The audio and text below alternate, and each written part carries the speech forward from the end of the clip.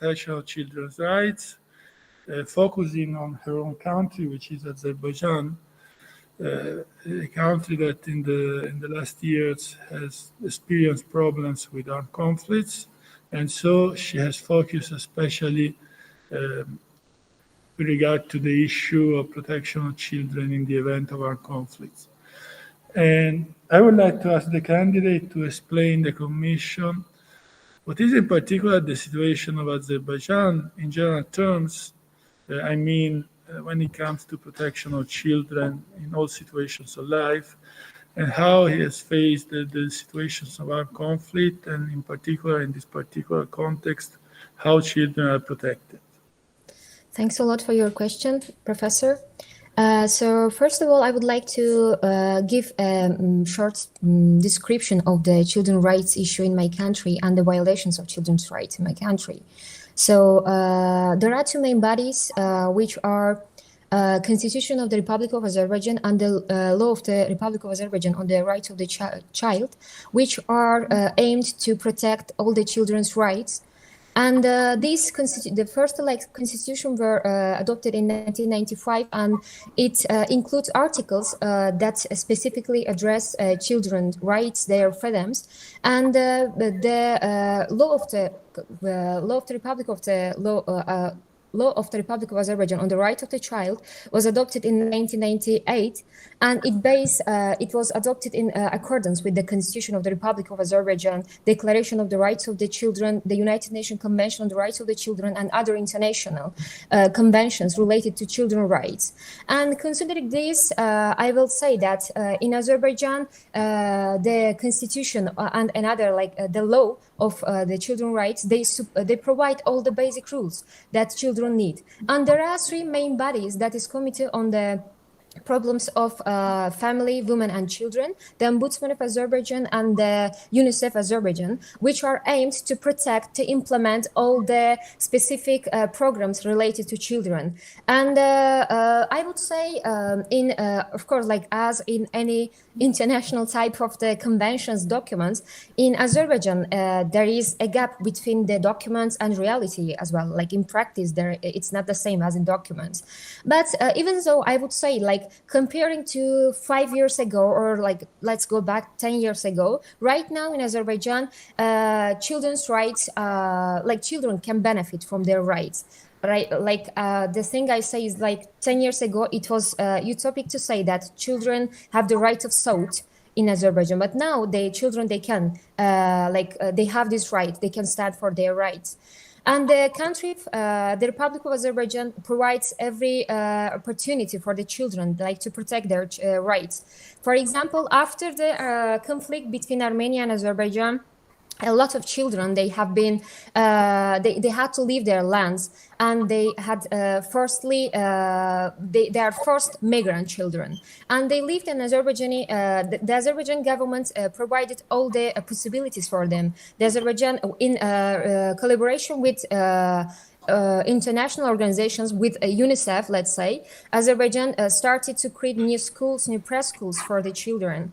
And these children, they have special grants. They are free from all the payments at school, at universities. What I want to mention is that the government, they tries to support children's rights. And when we come to the conflict, the violation of Azerbaijani children's rights in conflict, I would say that in Azerbaijan, children's rights in regards to armed conflicts are protected. I mean, the minimum age in Azerbaijan is 18 for the children, for the boys, to take part in the armed conflict. And it's 18 as in the Convention on the Rights of the Children. And you cannot see anyone below 18 who forcibly or voluntarily takes part in the armed conflict. I would like to give a short information about the Nagorno-Karabakh conflict and the first and second phase of this conflict, and how the children's the rights of the children have been violated. If you have time, just a second, please.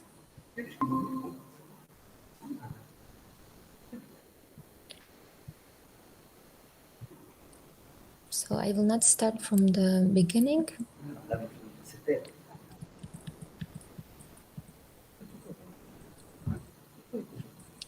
So here, like when we talk about the first Nagorno-Karabakh conflict, the Khojaly genocide is the largest massacre in the history of Nagorno-Karabakh conflict, because a lot of people, a lot of civilians, which is against the Geneva Conventions and the additional protocols to the Geneva Conventions, a lot of civilians have been killed brutally. And unfortunately, like 63 children were murdered, 76 children were wounded, and 150 children lost one parent, and while 25 children lost both of their parents.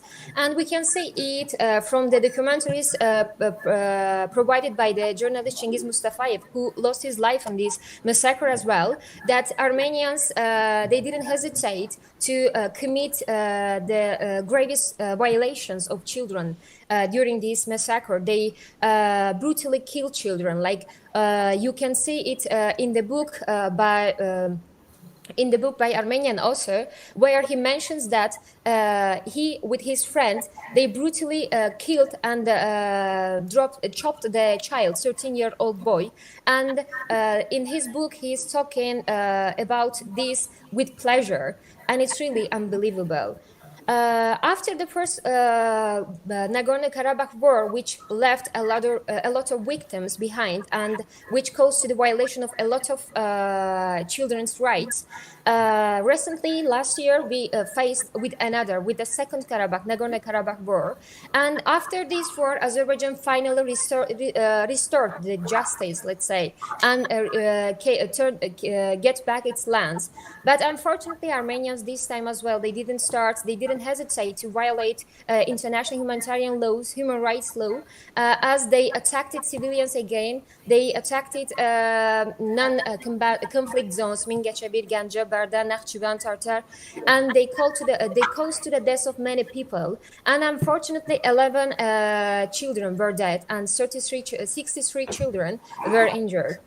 And this is one of the victims of the Ganja when Armenians attacked it in Second Karabakh War.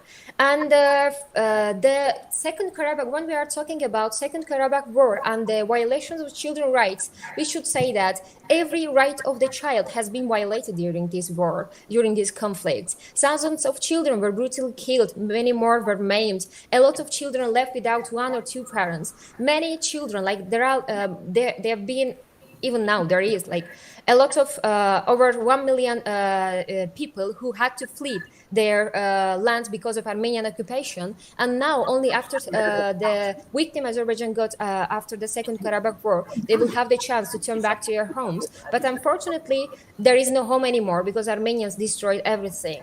169 children were abducted by Armenians, and I would like to mention it that like Armenians in both of Karabakh wars, Nagorno-Karabakh wars, they implemented children in their armed forces against Azerbaijani. One of the Armenian researcher, Shahnazarian, she pointed in her article that the psychology, of the teenage boys who are participating in armed conflicts, she gave a great description of their traumas.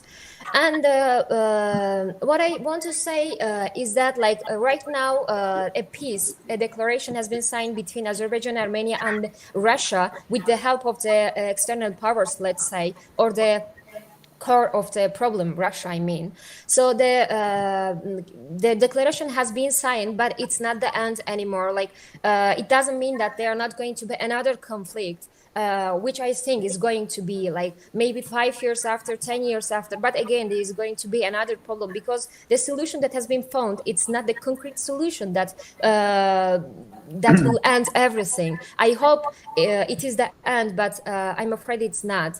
The thing is that, like, children during these conflicts, okay, a lot of children were killed and they were maimed, and a lot of grave violations have been directed to them. I am talking about 6 grave violations. But even though the main thing is that even though they are not dead, they are not killed brutally, they are their rights, all their rights are violated. They are sexually, physically, and mentally they are abused. They cannot regain to society again because They cannot approach to the life after witnessing too much brutality, too much blood.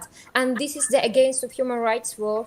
This is against the humanitarian law. I hope that one day we will wake up to the world where all children will be happy. They will have the rights. They can benefit from all the rights that they have. And I do believe that we will see this world as soon as possible. Thank you, Diana. Thank you.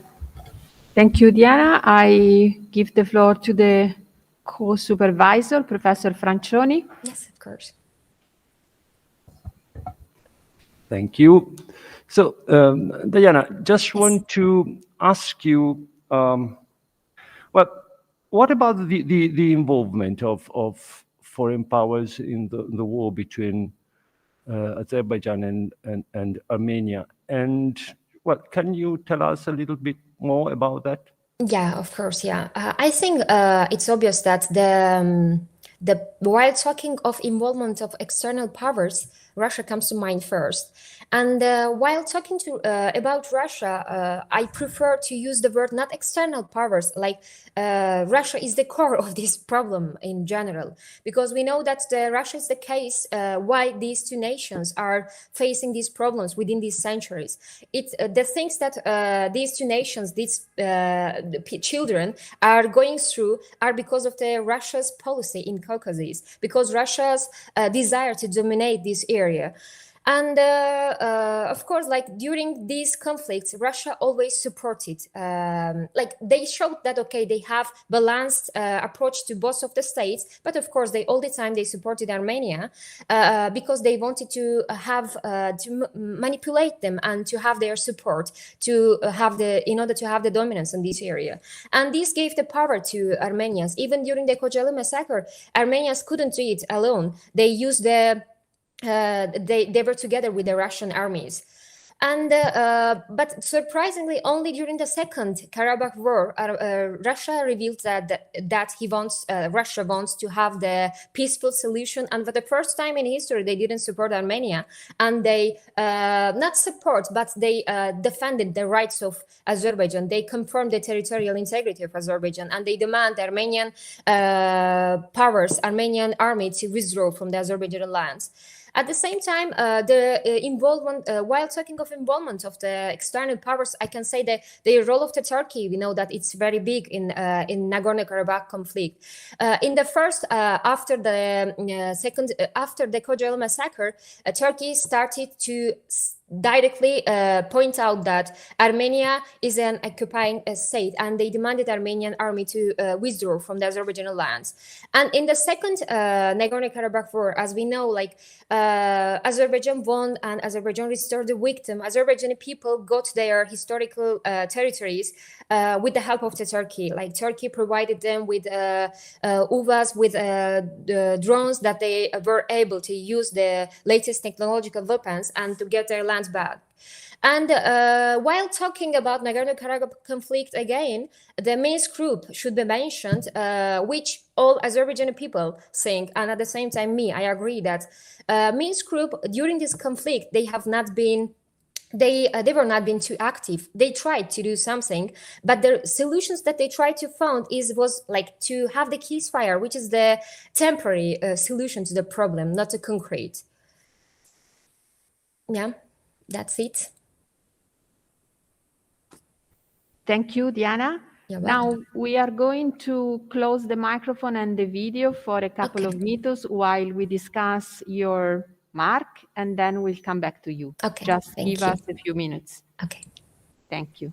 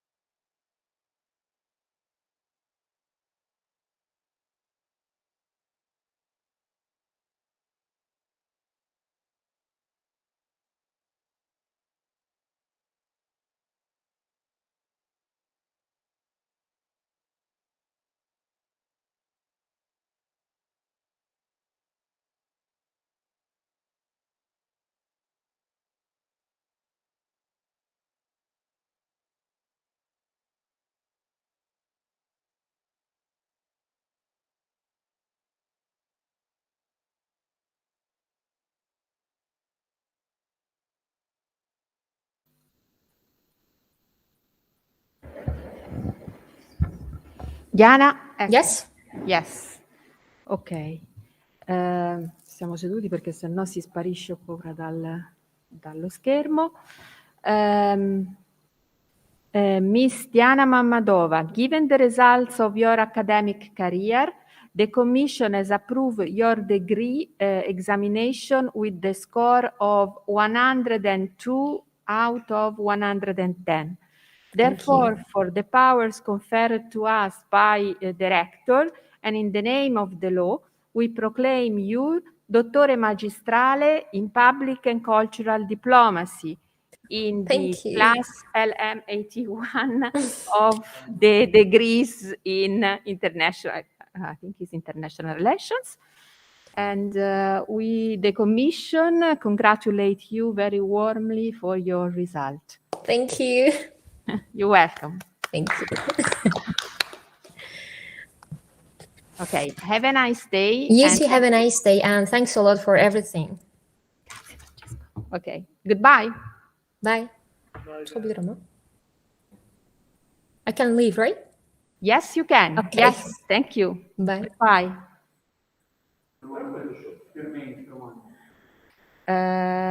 Sì.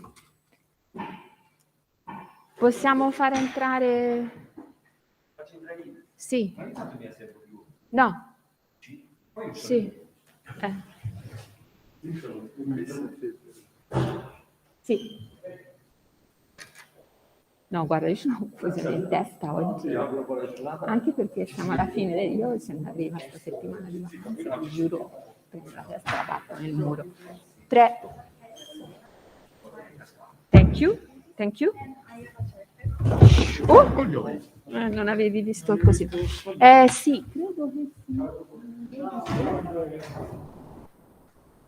Let's try and see what happens. Is this presentation? Deve parlare al microfono. You can come closer to the desk with the chair. Okay.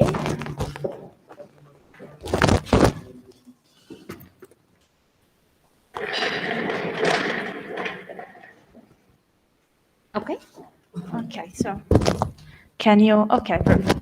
Yes. So, good morning, I'm Francesca degli Agostini, and as you can see, the title of my thesis is Human Rights Impact of the COVID-19 Pandemic. And the purpose of my thesis is to assess if national government has abused in some way the COVID-19 pandemic to exploit the situation and to restrict the human rights of certain social groups. However, since the COVID-19, it's a global and complex phenomenon, I decided to focus the attention on an indigenous population living in Brazil. So we can skip, thank you.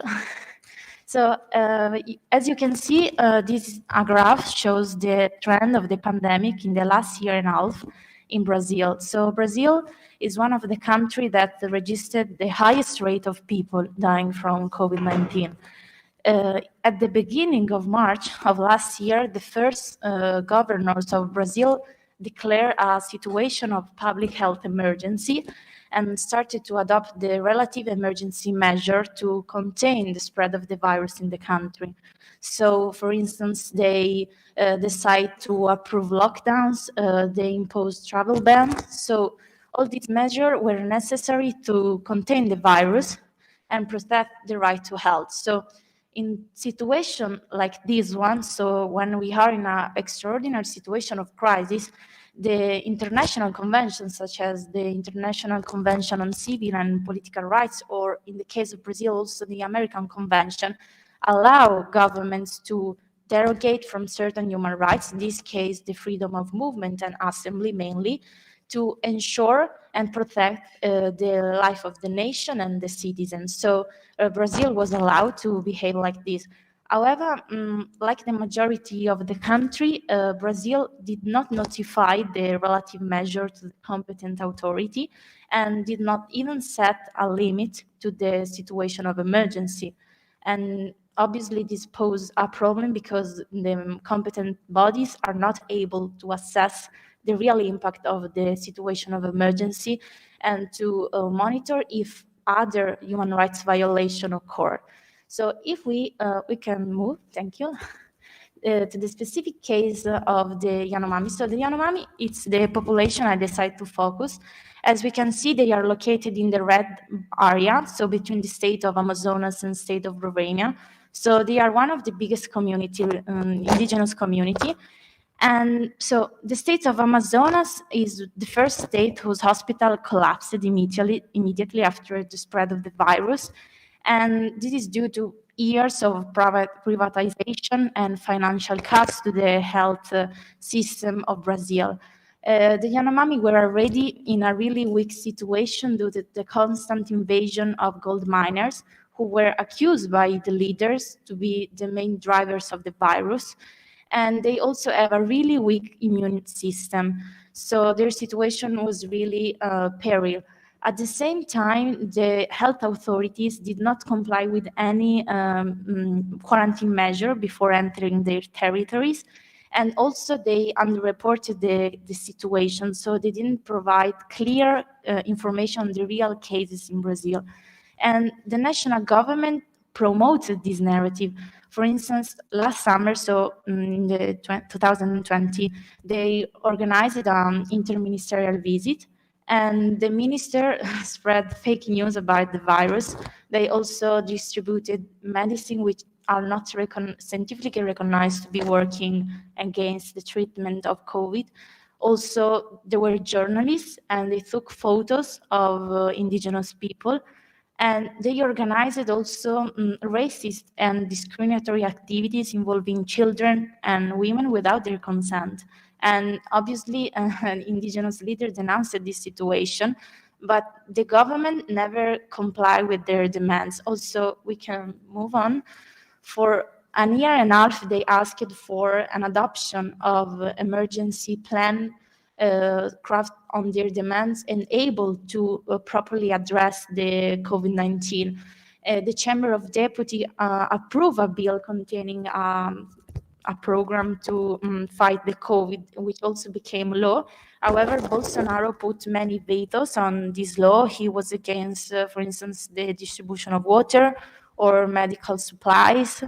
And also, indigenous leader went to the Inter-American Commission, which issued a recommendation which contained more or less the same provision of a Supreme Court issue. So in this case, I put the full name in Portuguese, but mainly means it's a case where indigenous leaders and association denounced the governments because it wasn't complying with their principle protected by the declaration, United Nations Declaration on Their Rights, and also all the convention. So mainly they are all, the red fil rouge, let's say, it's that they were demanding a program able to combine their medicine, the modern medicine, the distribution of sanitary equipment or masks to respect all the emergency measure adopted, also to provide informative material on how to prevent the pandemic in their language. So also to respect all, for example, if we think about the interministerial visit, they didn't respect their cultural identity integrity, which is a clear violation. So they were just demanding the respect of their international law protecting them. So if we can now go to the last slide. All these claims of indigenous people were also confirmed by a report issued by the Senate committee last October. So we are speaking about 2 months ago. So in this report, they denounce and they accuse Bolsonaro of crimes against humanity because he wasn't able to properly address the pandemic. For all the pandemic, he was much more focused on supporting gold miners, lodgers, hunters who just exploited and destroyed the environments and the land of indigenous people. So obviously also this one, it's a violation, just to name one. He was accused to not respect also the Brazilian constitution, like the human dignity of indigenous people, the right to health, the right to life, so many of them. He So we can say that he exploited the pandemic to support his political agenda focused on market interests, neoliberal policies, who support its government. So he didn't comply with the international guidelines, which prescribes and requires government to adopt all those necessary measures to protect the right of life and health, not only of indigenous people, but also of Brazilian citizens. The level of the violations committed by the government is so serious that a request was submitted to the prosecutor of the International Criminal Court, to investigate Bolsonaro exactly for the violations committed against indigenous communities. So these violations were deliberate and reached a very high level of seriousness. And it's okay. Okay, you were mentioning the fact that there is the possibility to derogate in cases of emergency, and certainly the COVID pandemic, as you said, is an emergency.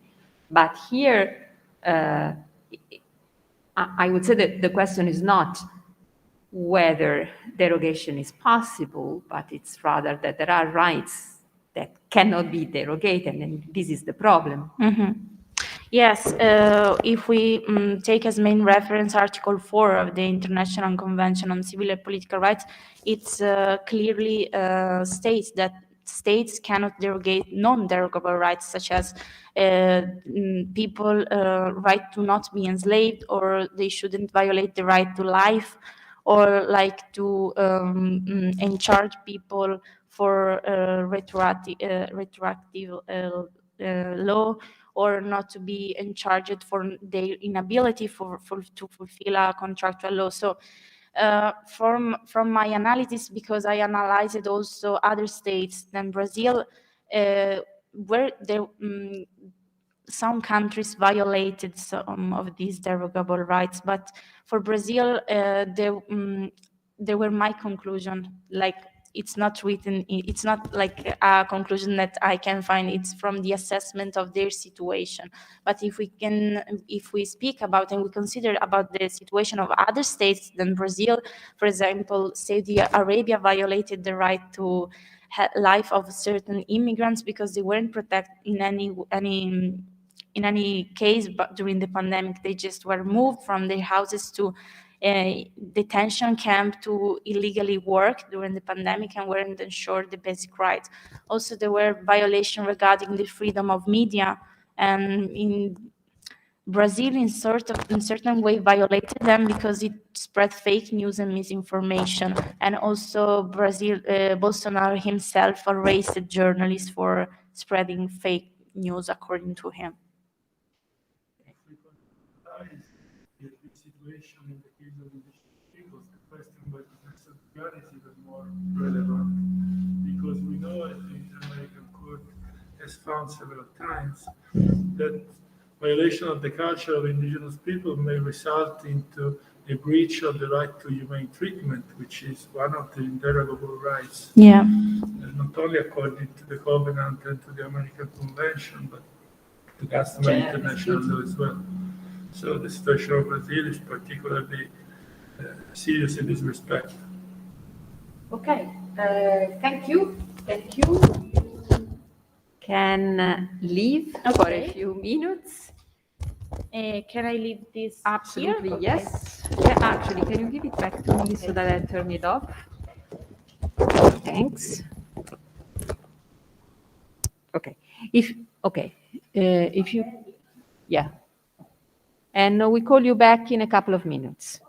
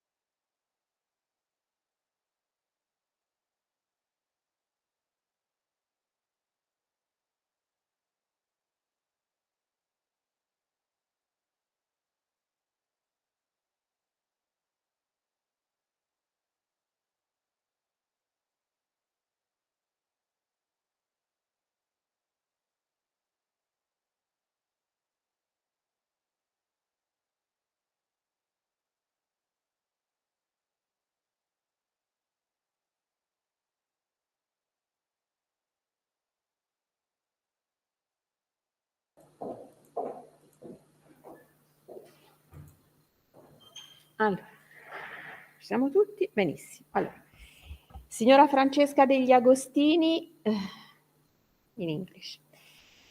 Sorry, Miss Francesca degli Agostini, given the results of your academic career, this commission has approved your degree examination with the grade of 110 cum laude.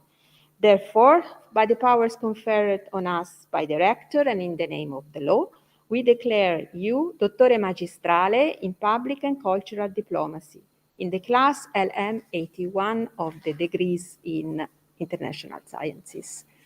Very many congratulations by all the commission.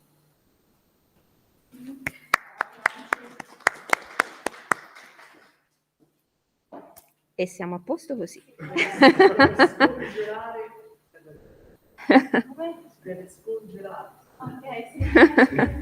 È andata, è fatto, è concluso. Grazie mille a lei e buona festa e buone feste, perché oltre a questa le altre. Volete tenerle o le... come vuole lei, naturalmente.